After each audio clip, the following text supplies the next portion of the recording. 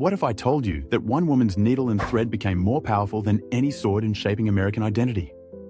Meet Betsy Ross, the seamstress whose name is forever stitched into the fabric of American patriotism. In the bustling streets of 1770s Philadelphia, America's future hung by a thread. The colonies were on the brink of revolution, and everyday citizens were making extraordinary choices that would define a nation. Elizabeth Griscom, better known as Betsy Ross, was one of those remarkable individuals who transformed ordinary skills into revolutionary acts. Born into a Quaker family in 1752, Betsy learned the art of sewing and upholstery from her uncle's shop. She married John Ross, an Anglican, which led to her expulsion from the Quaker community. This early act of following her heart over convention foreshadowed the independent spirit that would make her legendary. When John died in a gunpowder explosion while serving in the Continental Army, Betsy found herself a young widow running her own upholstery business in a city at war. The most famous chapter of her story unfolds in late May 1776.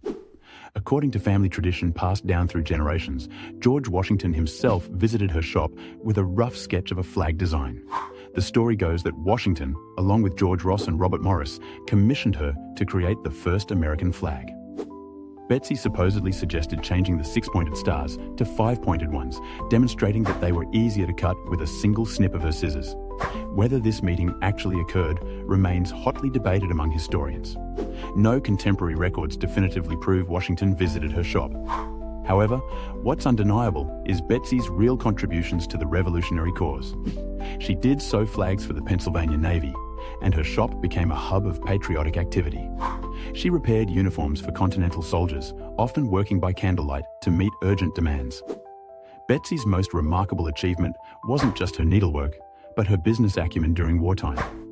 She successfully managed her shop through 8 years of conflict, supporting herself and her daughters while many businesses failed. She married twice more, each time to men who supported the American cause. Her second husband, Joseph Ashburn, was captured by the British and died in prison. Her third husband, John Claypool, had been imprisoned with Ashburn and brought news of his death. The pivotal moment that truly shaped her legacy came not during the war, but decades later. In 1870, her grandson, William Canby, presented a paper to the Historical Society of Pennsylvania detailing his grandmother's flag-making story. This presentation, nearly a century after the supposed event, launched Betsy Ross into American mythology. Her story gained tremendous power because it represented something Americans desperately wanted to believe about their origins.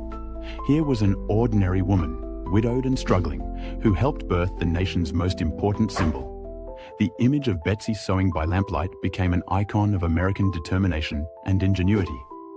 Today, historians recognize that flag making was a collaborative effort involving many seamstresses and flag makers throughout the colonies. Francis Hopkinson, a signer of the Declaration of Independence, likely designed elements of the flag. But Betsy's story endures because it captures essential truths about the American Revolution. It was ordinary people, not just famous generals and politicians, who created America. A lesser-known fact about Betsy reveals her progressive nature. She was one of the first businesswomen to advertise in Philadelphia newspapers, boldly promoting her services in a male-dominated commercial world. Her advertisements showed remarkable entrepreneurial spirit, offering everything from bed hangings to military colors. As historian Laurel Thatcher Ulrich once wrote, "Well-behaved women seldom make history." Betsy Ross, whether through documented deeds or powerful legend, certainly made history. Her story connects the grand narrative of American independence to the intimate world of domestic labor and female entrepreneurship. Some critics argue that the Betsy Ross story oversimplifies the complex process of creating national symbols.